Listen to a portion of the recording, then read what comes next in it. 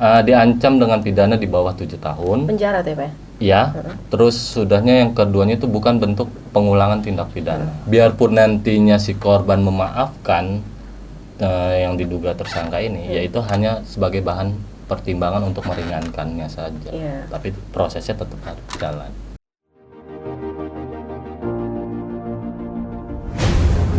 Tetap bersama kami, Tuba Baku Streaming Radio, The Goodness of Tuba Baku. Assalamualaikum warahmatullahi wabarakatuh. Selamat pagi Tuba Baku. Kembali lagi bersama saya Novi Ardianti tentunya dalam program Dialektika Dialog Interaktif Tuba Baku. Bagaimana kabarnya Tuba Baku? Semoga senantiasa dalam keadaan sehat. Ya, dalam hukum pidana tentunya perkara akan dijatuhkan pada tersangka baik pada hukuman berat maupun ringan. Namun saat ini sudah banyak beredar informasi mengenai anak di bawah umur hingga remaja yang sudah melakukan tindak pidana. Nah, khususnya anak remaja ini perlu banyak perlindungan dan pengawasan orang tua.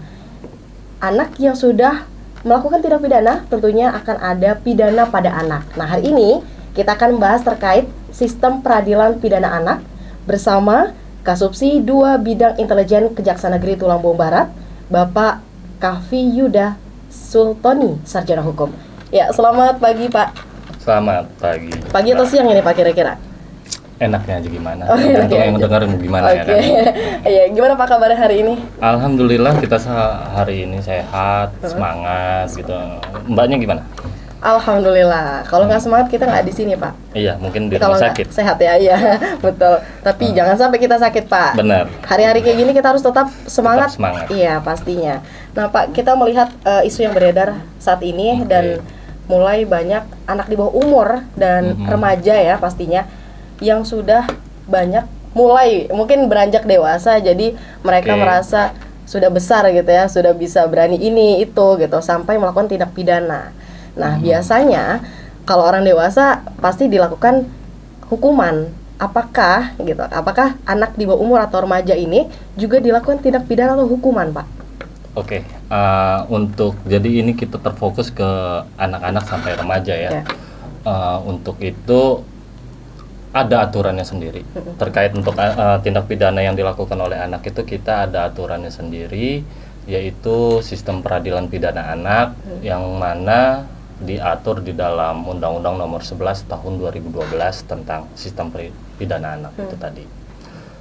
Untuk itu kita samakan dulu nih ininya konsepnya yang disebut anak gitu kan. Kalau menurut Undang-Undang Perlindungan Anak itu yang disebut anak itu adalah seseorang yang berusia 18 tahun sampai ya maksimal 18 tahun sampai termasuk yang di dalam kandungan.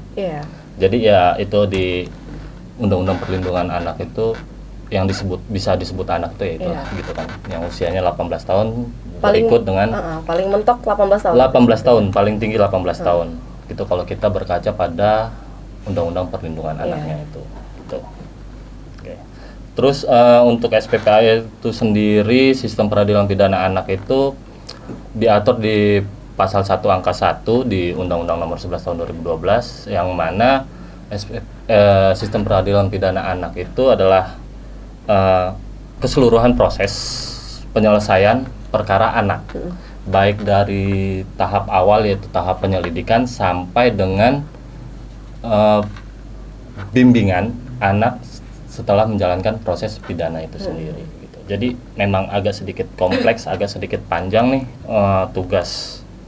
tugas-tugas kita untuk kalau memang dalam menyelesaikan perkara anak gitu. Karena panjang dari proses penyidikan sampai setelah menjalankan pidana. Itu masih harus kita inikan juga. Biasanya Pak, kalau kita lihat nih di lingkungan ini Tulang Bawang Barat ya khususnya.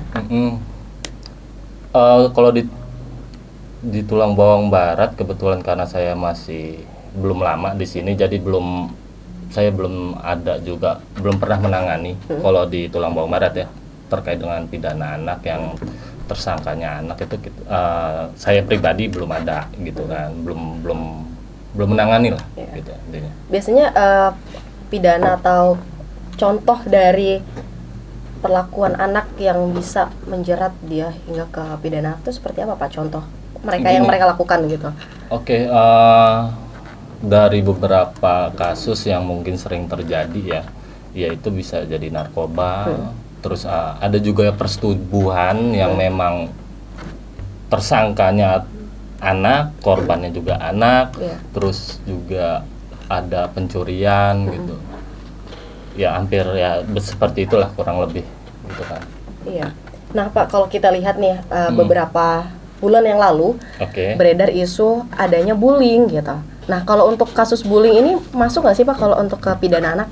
Bullying bisa masuk, bisa masuk, tergantung dia seperti apanya, bullying, jenis bullyingnya yang mengakibatkan korban itu seperti apa. Gitu. Berarti masih bisa masuk ya? Masih bisa masuk. Ya, oke. Nah kemudian Pak, bagaimana sih Pak anak itu bisa dikatakan sebagai tersangka untuk bisa dipidana?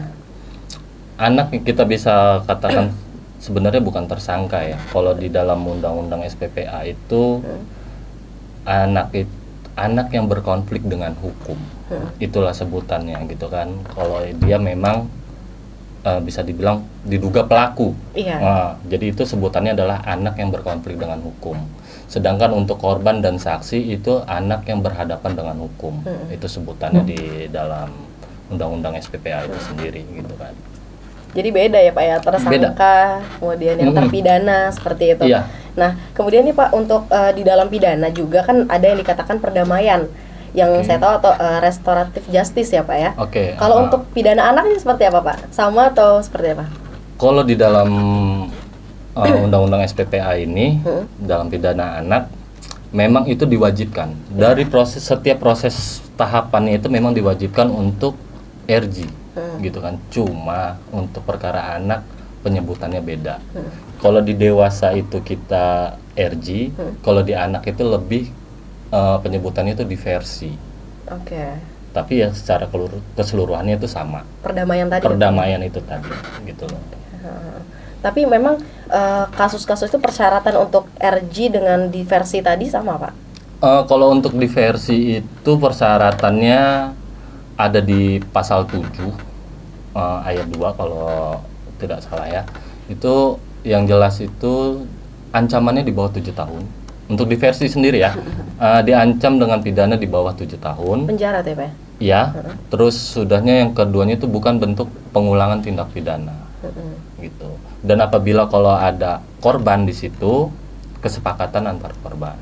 Gitu, antara pelaku dengan korban itu sendiri harus terjadinya kesepakatan damai.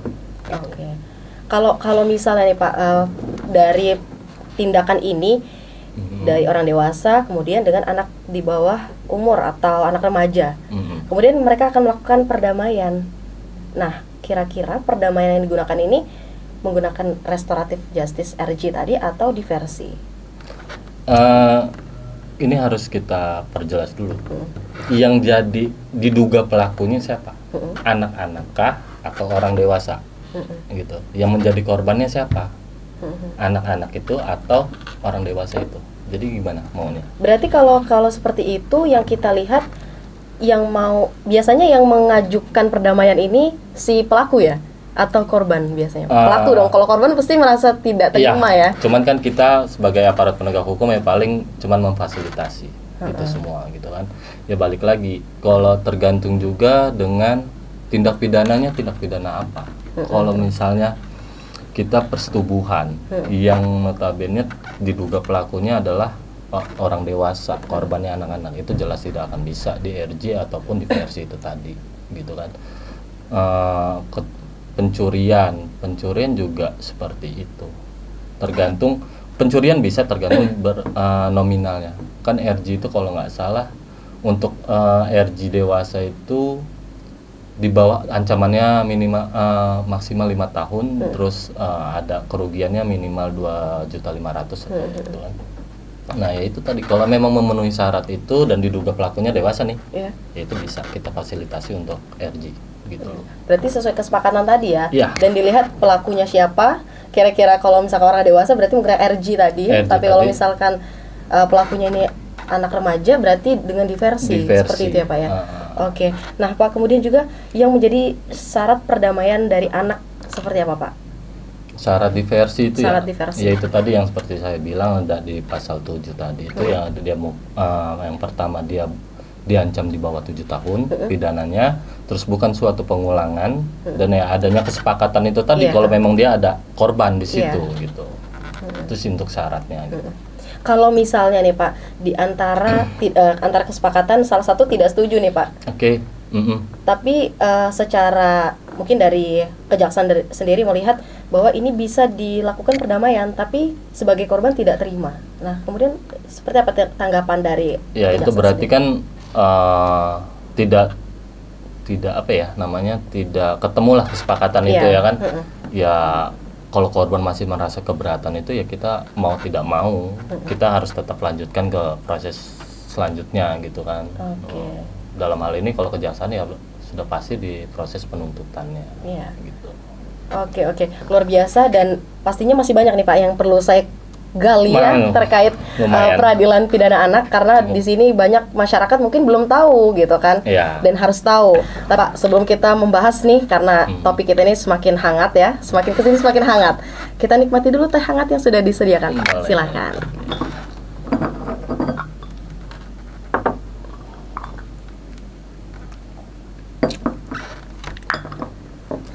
Oke Pak, tadi kita banyak membahas terkait pidana anak, contoh-contohnya. Nah, tadi Bapak sudah menyinggung terkait apabila ada perkara yang dikenakan misalnya tersangka orang dewasa gitu ya. Kemudian korbannya anak-anak, remaja seperti itu. Kemudian pasti adanya peradilan perdamaian gitu kan. Biasanya yang dilakukan ini menggunakan perdamaian orang dewasa atau anak-anak Pak, pidana anak. Jadi gini, kalau untuk yang tersangka, diduga tersangkanya adalah orang dewasa dan korbannya anak, itu biasanya kalaupun tidak ada kesepakatan, ya memang tidak bisa di RG atau tidak adanya perdamaian. Diversi tadi. Ini kalau kita bicara tersangkanya dewasa kita RG, gitu kan. Cuman ya kalau tidak ada kesepakatan ya tidak bisa terlaksana. Dan hampir rata-rata juga berkas yang masuk atau perkara yang masuk ke kami itu yang rata-rata ini diduga tersangkanya dewasa dan korbannya anak itu lebih ke pasal 80, 81, 82 yang terkait dengan kekerasan anak. 80 itu, 81 itu tentang pencabulan dan 82 itu tentang persetubuhan. Yang mana memang dari ancaman hukumannya aja jauh dari persyaratan untuk RG gitu. Jadi hampir rata-rata ya tetap kita sidangkan dan nggak ada upaya untuk itu semua. Gitu. Berarti biarpun nantinya si korban memaafkan yang diduga tersangka ini, yaitu hanya sebagai bahan pertimbangan untuk meringankannya saja. Tapi prosesnya tetap harus jalan, gitu. Ya kalau tadi kan perkara yang dilakukan adalah salah satunya pencabulan seperti itu. Itu orang dewasa dan anak-anak ya, remaja gitu. Sama halnya dengan misalnya KDRT dari orang tua terhadap anak mungkin Pak? Bisa ya? Bisa, itu termasuk dalam kekerasan terhadap anak, yaitu tadi yang di pasal 80 Undang-Undang Perlindungan Anak kalau nggak salah. Dan itu juga untuk kalau masalah KDRT kan ada aturannya sendiri nih, gitu. Betul.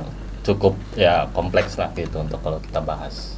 Nah Pak, kemudian dalam perdamaian atau RG maupun diversi tadi kan pasti adanya penolakan seperti itu ya Pak. Atau salah satunya yaitu bagaimana dari korban atau dari korban ya biasanya yang menolak ya, yang bisa perdamaian itu digagalkan gitu.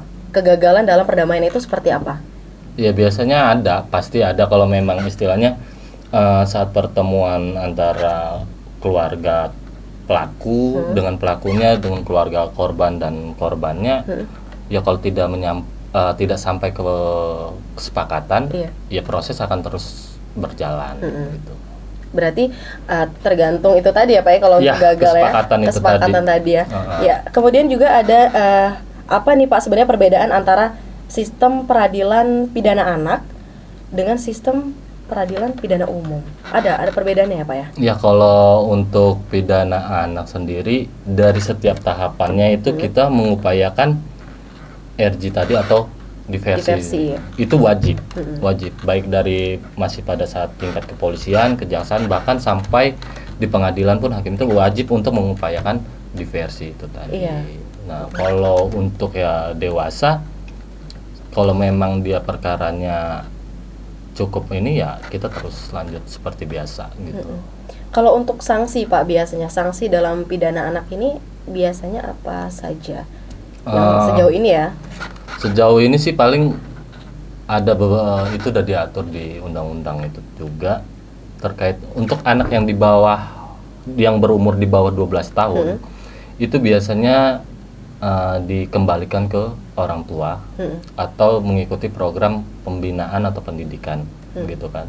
Terus kalau untuk yang usia remaja yang sekitar 14 tahunan itu dilakukan tindakan, dan yang akhirnya hukuman yang itu ada di 71 ayat 1 itu di Undang-Undang SPPA itu dia pidana pokok bagi anak itu adalah pidana bersyarat, terus ada pembinaan di luar lembaga, pembinaan di dalam lembaga, sampai yang terakhir itu adalah penjara itu tadi.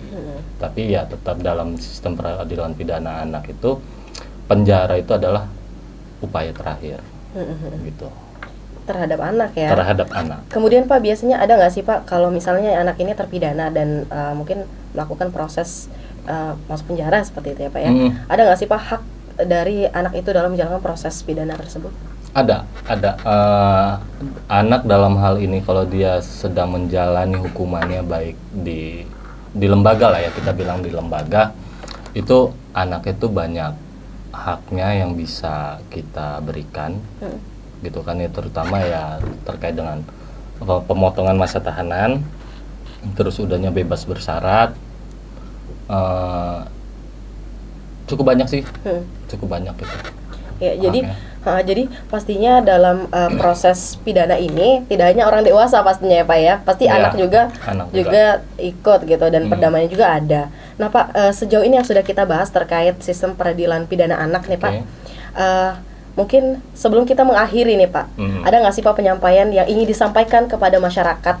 Apalagi kita melihat lingkungan Kabupaten Lampung Barat ini, mungkin masih banyak masyarakat, orang tua atau guru yang mungkin kurang dalam pengawasan mungkin ya, sehingga anak tersebut bisa melakukan perkara tersebut. Mungkin silakan Bapak sampaikan closing statement pada Tuba Baku.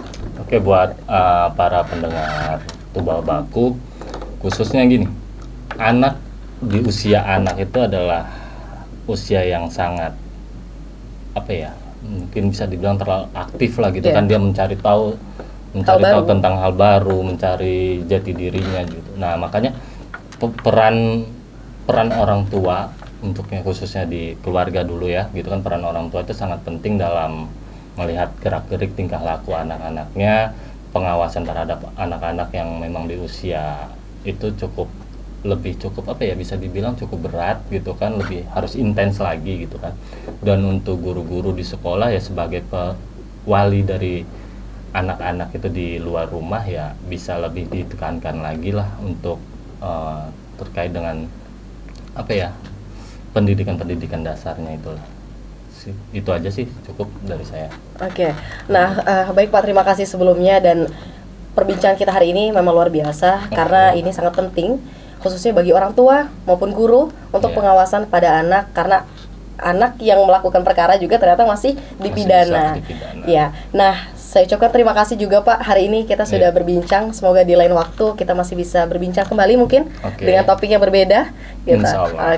Dan saya ucapkan terima kasih juga kepada Tuba Baku yang senantiasa menyaksikan program Dialektika hingga hari ini. Saya Novi Ardianti, terima kasih, dan Tuba Baku, The Goodness of Tubaba. Wassalamualaikum warahmatullahi wabarakatuh.